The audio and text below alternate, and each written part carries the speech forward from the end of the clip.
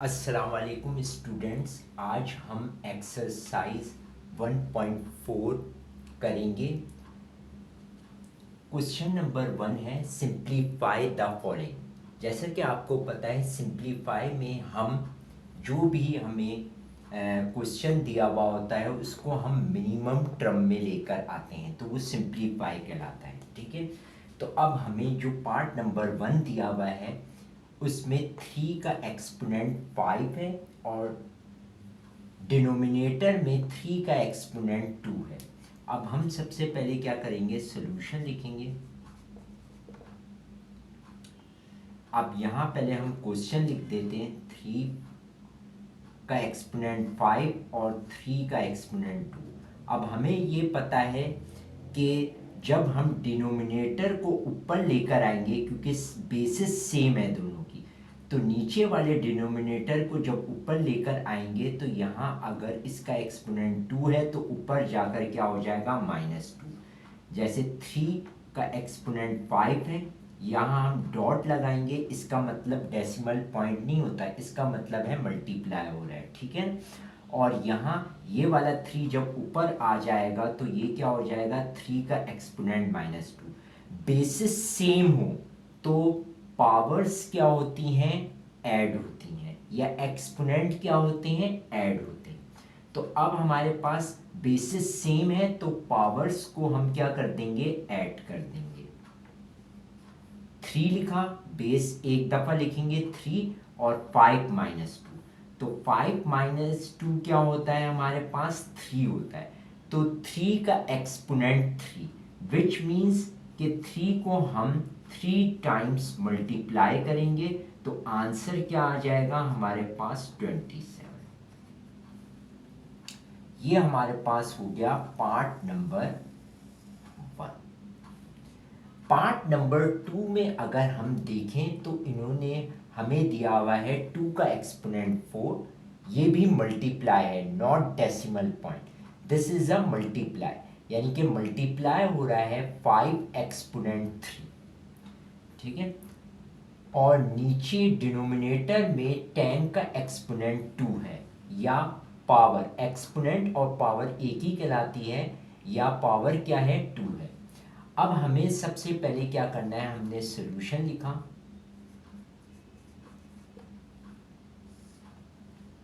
पहले हम क्या करेंगे, क्वेश्चन ही लिख देंगे ऐसे ही जो हमें गिवन है।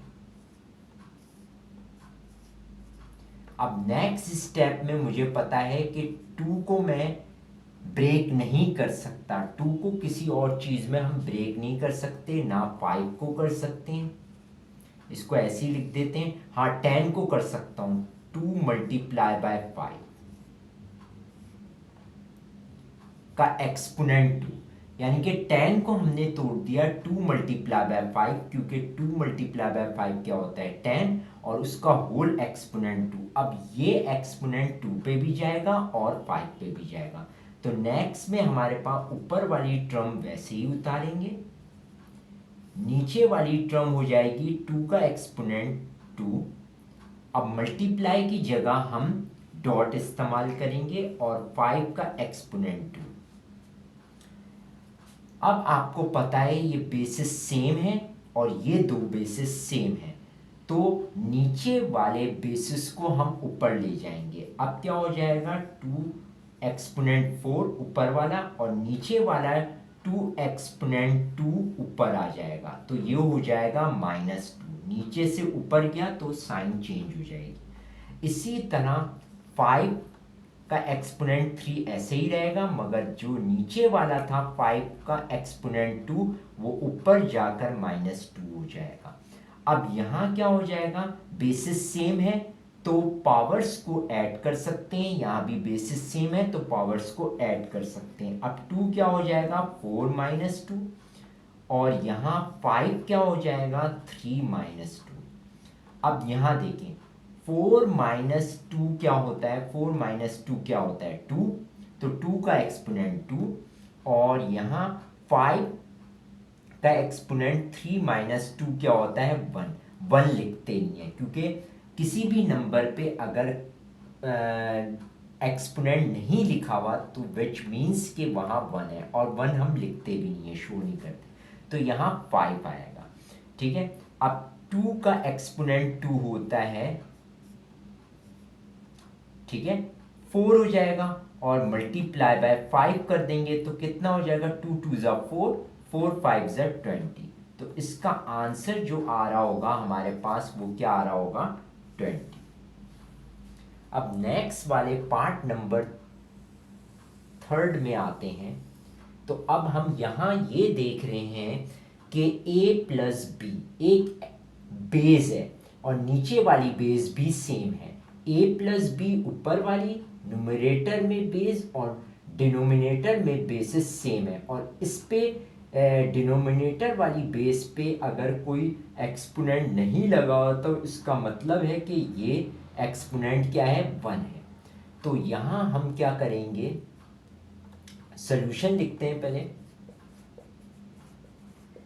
ठीक है, अब हमने क्वेश्चन तो लिखा हुआ है, अब हम इसको डायरेक्ट अप्लाई करते हैं। a प्लस बी का एक्सपोनेंट 2 ऐसे ही है, नीचे वाला ऊपर चला जाएगा तो क्या हो जाएगा, नीचे वाली जो टर्म है वो ऊपर जाएगी तो क्या हो जाएगा, a प्लस बी एक्सपोनेंट -1, क्योंकि ये 1 था ऊपर जाकर -1 हो गया। इसी तरह c प्लस डी का एक्सपोनेंट 3 तो सेम रहेगा, मगर c प्लस डी नीचे वाला जब ऊपर जाएगा तो क्या होगा, c प्लस डी -2। अब क्या करेंगे हम, a प्लस बी और ये भी a प्लस बी दोनों बेसिस सेम है तो पावर्स को ऐड कर देंगे, यहाँ भी दोनों बेसिस सेम है तो पावर्स को ऐड कर देंगे। अब हमारे पास हो जाएगा a प्लस बी 2 - 1, और यहाँ क्या हो जाएगा, c प्लस डी 3 - 2। अब हमारे पास क्या हो जाएगा, a प्लस बी 2 - 1 क्या होता है, 1, जो कि हम लिखते नहीं है, ठीक है ना।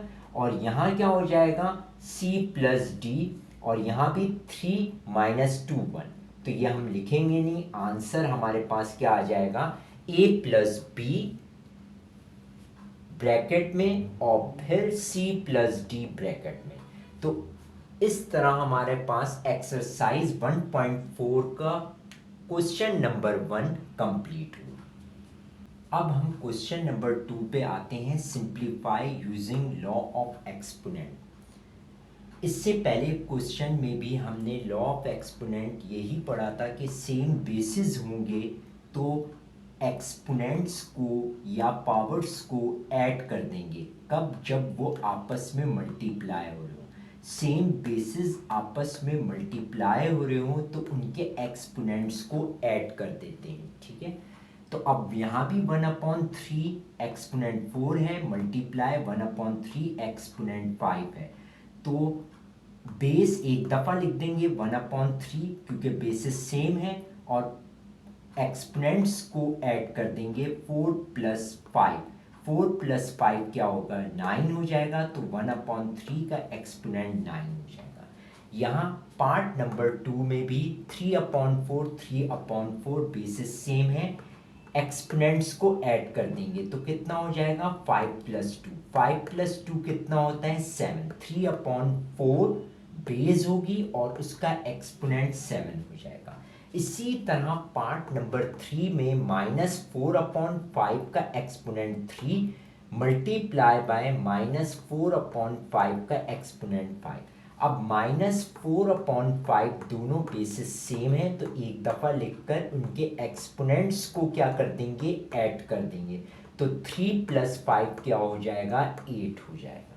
इसको आगे हमें सॉल्व करके नहीं दिखाना है, बस हमें इनको लॉ ऑफ एक्सपोनेंट अप्लाई करके बस रिप्रेजेंट करना है।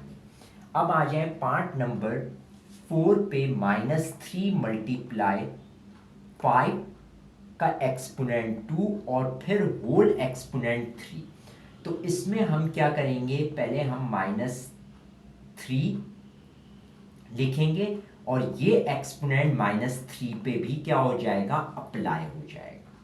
ठीक है, तो ये आ जाएगा -3 पे अप्लाई हो जाएगा। और आपको पता है वैसे भी जब क्यूब अप्लाई होता है तो यानी कि एक्सपोनेंट अगर ऑड नंबर हो तो माइनस रिमूव नहीं होता, इसलिए -3 एक्सपोनेंट 3 आ रहा है, ठीक है। और फिर मल्टीप्लाई आ जाएगा 5 एक्सपोनेंट 2 था, उसको 2 को किससे मल्टीप्लाई, क्योंकि 2 किसके साथ आ जाएगा 3 के साथ, तो 2 मल्टीप्लाई बाय 3 कितना हो जाएगा 6। तो -3 का exponent 3 multiply by 5, 2 multiply by 3 6 हो जाएगा, तो 5 का एक्सपोनेंट 6। इसी तरह अब पार्ट नंबर 5 पे आते हैं। यहाँ 3 मल्टीप्लाई बाय -4 का एक्सपोनेंट 2 होल एक्सपोनेंट 3 है। तो पहले तो हम ब्रैकेट के अंदर, स्क्वायर ब्रैकेट के अंदर वाले को सॉल्व करेंगे। 3 ऐसे ही आ जाएगा, मल्टीप्लाई बाय -4 का एक्सपोनेंट 2 है, तो 2 क्या है, इवन नंबर है, तो ये माइनस रिमूव होगा। यहाँ क्या था, ऑड नंबर था इस वाले क्वेश्चन में, इसलिए माइनस रिमूव नहीं हुआ था। यहाँ क्या है, इवन नंबर है तो माइनस रिमूव हो जाएगा। और 4 का स्क्वायर क्या होता है 16, 4 4 जा 16 आ गया। अब होल एक्सपोनेंट क्या लगा दिया 3, अब ये 3 नेक्स्ट स्टेप में 3 का एक्सपोनेंट 3 मल्टीप्लाई बाय 16 का एक्सपोनेंट 3 हो जाएगा, सही है।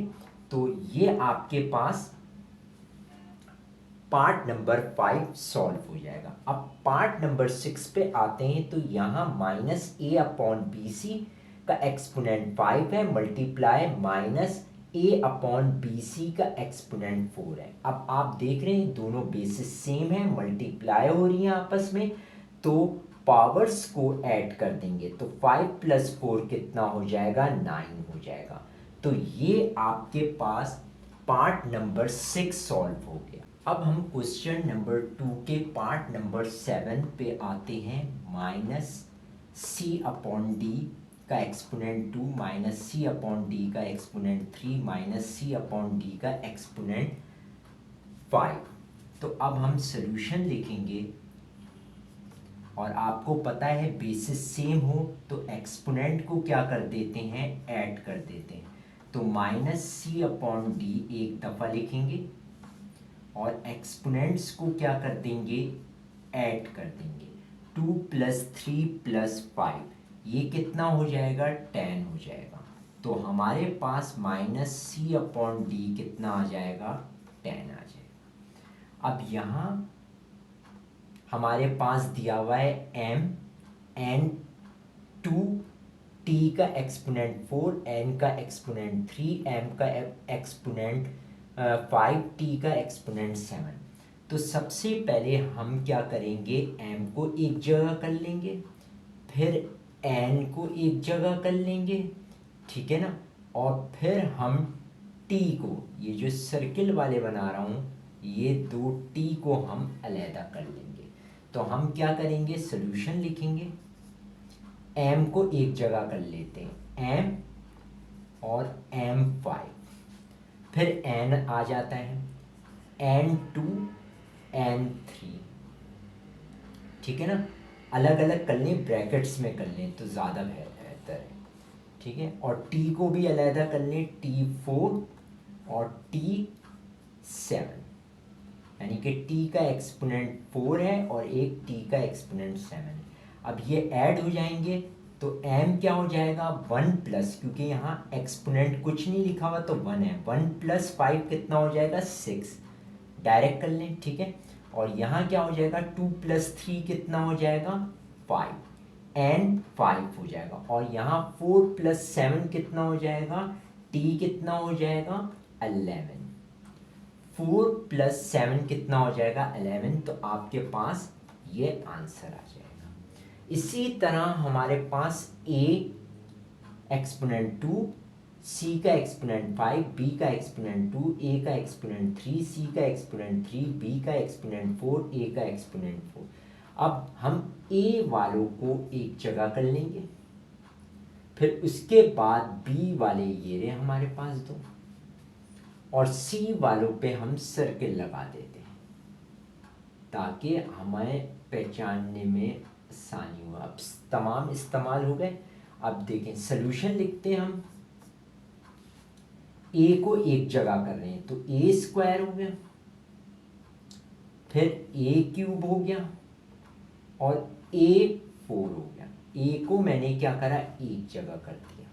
ए हमारे पास 3 है, फिर बी हमारे पास 2 है, बी 2 लिखा और बी 4 लिख दिया। और सी भी हमारे पास 2 है, सी 5 और सी 3। अब हम ए को ऐड कर देंगे। ए का क्या हो जाएगा 2 + 3 + 4 और बी क्या हो जाएगा 2 + 4 और सी क्या हो जाएगा 5 + 3। अब ये कितना हो जाएगा 2 + 3 5, 5 + 4 कितना हो जाएगा 9। ए 9 हो जाएगा, बी 6 हो जाएगा, 2 + 4 6 और सी क्या हो जाएगा 8 हो जाएगा। अब आपके पास इसका ये आंसर आ जाएगा। अब आ जाए नेक्स्ट क्वेश्चन नंबर 3 पे, simplify using law of exponent. अब यहाँ भी आपको सॉल्व करके बताना है, सिंप्लीफाई करना है लॉ ऑफ एक्सपोनेंट से। अब ये तो बहुत ही आसान है कि 5 स्क्वायर है एक्सपोनेंट और उसका होल एक्सपोनेंट 3 है। तो आपको पता है हम सॉल्यूशन लिखेंगे, 5 लिखेंगे 2 × 3, क्योंकि 3 जो है वो 2 से मल्टीप्लाई हो जाएगा तो 5 का एक्सपोनेंट 6 आ जाएगा। इसको सॉल्व करके नहीं दिखाना कि 5 को 6 टाइम्स मल्टीप्लाई करके आंसर लिखें, क्योंकि वो बहुत बड़ा आएगा, वो हमें यानी कि नहीं चाहिए हमें इतना बड़ा आंसर, हमें सिर्फ एक्सपोनेंट में शो करना है। ठीक है, तो हम यहाँ रोक देंगे, यही हमारा आंसर होगा। इसके बाद पार्ट नंबर 2 में अगर हम देखें एक्स वाई का एक्सपोनेंट 3 है, का होल एक्सपोनेंट 5 है, तो आपको पता है कि ये कितना हो जाएगा 3 5 = 15। सोल्यूशन लिखेंगे एक्स वाई, ठीक है, पे क्या हो जाएगा 3 × 5, ये कितना हो जाएगा 15 हो जाएगा। अब नीचे लिख देता हूं, ये क्या कहलाएगा 15 एक्स पे भी आ जाएगा और वाई पे भी आ जाएगा, ये हमारा आंसर हो जाएगा। इसी तरह अगर हमारे पास यहां देखें तो यहां क्या है -4 का एक्सपोनेंट 2 है, का होल एक्सपोनेंट 5 है। तो अब आपको पता है कि हम इसको किस तरह कर सकते हैं, इसको हम दो तरीके से कर सकते हैं। हम चाहें तो अंदर का सॉल्व कर लें, वरना हम यूं भी लिख सकते हैं -4 2 × 5, तो ये कितना हो जाएगा 2 × 5 10 हो जाएगा। तो हम इसको -4 एक्सपोनेंट 10 भी लिख सकते हैं। अगर हम लिखना चाहें तो हम, क्योंकि इवन पावर है एक, तो ये आंसर भी लिख सकते हैं। और अगर मैं 10 अंदर अप्लाई करूंगा तो माइनस क्या होगा रिमूव हो जाएगा, क्योंकि 10 इवन पावर है, तो ये यू भी 4 10 भी लिख सकते हैं। दोनों आंसर करेक्ट हैं। बुक में शायद ये वाला है या ये वाला, कोई भी हो, मगर ये दोनों करेक्ट हैं, क्योंकि जब मैं ब्रैकेट पे अंदर अप्लाई कर दूंगा 10 तो माइनस क्या हो जाएगा रिमूव हो जाएगा, वरना हम यू भी लिख सकते हैं। ठीक है, अब आ जाएं पार्ट नंबर 4 पे, -3 का एक्सपोनेंट 3 -4 का एक्सपोनेंट 2 का होल एक्सपोनेंट 3। तो अब इसमें हम क्या करेंगे कि अलग अलग लिख देंगे। ठीक है, -3 का एक्सपोनेंट 3 था, मल्टीप्लाई बाय क्या हो जाएगा 3 हो जाएगा, और यहाँ -4 का एक्सपोनेंट 2 था, ये क्या था एक्सपोनेंट 2। ठीक है, 2 × 3 हो जाएगा, तो ये कितना हो जाएगा -3 का एक्सपोनेंट 3 3 = 9 और -4 का एक्सपोनेंट 2 × 3 6। अब क्वेश्चन नंबर 3 है का हमारा जो पार्ट नंबर 5 था, ठीक है, उसमें हमारे पास क्या है b2/5 का एक्सपोनेंट 3। अब आपको पता है ये 3b का एक्सपोनेंट 2 से भी मल्टीप्लाई होगा और 5 से भी एक्सपोनेंट मल्टीप्लाई होगा, ठीक है ना। तो ये क्या हो जाएगा 2 मल्टीप्लाई बाय 3 और यहाँ भी क्या आ जाएगा, यहाँ भी 3 आ जाएगा, सही है ना। 2 मल्टीप्लाई बाय 3 हो जाएगा, b का एक्सपोनेंट क्या हो जाएगा 2 मल्टीप्लाई बाय 3 और 5 का भी क्या हो जाएगा 3 हो जाएगा। तो यहाँ हो जाएगा b 2 मल्टीप्लाई बाय 3 6 और यहाँ 5 का क्या आ जाएगा 3 आ जाएगा, ठीक है। तो ये हो जाएगा b6 अपॉन 5 3। इसी तरह -4 अपॉन 9 का होल एक्सपोनेंट 2 है और उसका होल एक्सपोनेंट 3 है। तो हम क्या करेंगे 2 मल्टीप्लाई बाय 3 मल्टीप्लाई हो जाएगा, -4 अपॉन 9 का एक्सपोनेंट 2 मल्टीप्लाई बाय 3 क्या होता है 6 होता है, ठीक है। तो अब हम क्या करेंगे, क्योंकि ये 6 होगा तो हम, क्योंकि अभी हमने माइनस बाहर नहीं निकाला है तो ब्रैकेट में रखेंगे -4, क्योंकि -4 एक्सपोनेंट 6 हो जाएगा और यहाँ 9 एक्सपोनेंट 6 हो जाएगा। क्योंकि अगर हम चाहें तो फिर माइनस रिमूव कर देंगे और 4 6 लिख देंगे, 2 आंसर लिख सकते हैं इसमें आप अपनी मर्जी से। इसी तरह पार्ट नंबर 7 में जो है z का एक्सपोनेंट 3, फिर उसका होल एक्सपोनेंट 2 है और फिर उसका होल एक्सपोनेंट 4 है। तो सबसे पहले तो हम स्मॉल ब्रैकेट्स यानी कि स्मॉल ब्रैकेट को रिमूव कर देंगे। क्या करेंगे 3 मल्टीप्लाई बाय 2 कर देंगे, ठीक है, और यहाँ स्मॉल ब्रैकेट लगाकर 4 लिख देंगे। तो 3 मल्टीप्लाई बाय 2 कितना होता है 6, 6 की होल पावर 4 और फिर 6 मल्टीप्लाई बाय 4 कितना हो जाएगा z का एक्सपोनेंट 24, क्योंकि 6 4 क्या होता है 24। इसी तरह पार्ट नंबर 8 में अगर हम देखें तो m के एक्सपोनेंट्स m1 में है, m2 m3 m4 का होल एक्सपोनेंट 2 और फिर उसका होल एक्सपोनेंट 5। तो हम क्या करेंगे पहले अंदर के एक्सपोनेंट्स को ऐड कर देंगे, क्योंकि सेम बेस है, सेम बेस m आ गई 1 + 2 + 3 + 4, ठीक है, फिर होल एक्सपोनेंट 2 और फिर उसका होल एक्सपोनेंट 5। तो ये कितना हो जाएगा 1 + 2 3, 3 + 3 6, 6 + 4 10 हो गया। फिर नेक्स्ट स्टेप में क्या हो जाएगा, ये तो 10 m 10 ही रहेगा और 2 मल्टीप्लाई बाय 5 कितना हो जाएगा 10, ठीक है। अब 10 10 क्या होता है आपको पता होगा, 10 10 क्या होता है 100, तो m क्या आ जाएगा हमारे पास 100। इसी तरह हमारे पास 9th पार्ट में क्या होगा माइनस बाहर लिखा हुआ है, तो पहले तो हम अंदर वाले बेस को सॉल्व करेंगे और उसका होल एक्सपोनेंट क्या है 2 है। तो आपको पता है बेसिस सेम है -0.1, सब बेसिस सेम है, तो हम माइनस ये वाला तो बाहर रखेंगे, फिर हम क्या करेंगे स्क्वायर ब्रैकेट लेंगे और -0.1, ठीक है, कि पावर्स को या एक्सपोनेंट्स को ऐड कर देंगे 2 + 3 + 4, ये कितना हो जाएगा 2 + 3 5, 5 + 4 9, ठीक है। अब हम 9 का होल एक्सपोनेंट 2, अब ये 9 2 क्या होता है 18 हो जाएगा, ये 18 हो जाएगा, ठीक है, 18 हो जाएगा और ये वाला माइनस तो बाहर ही रहेगा।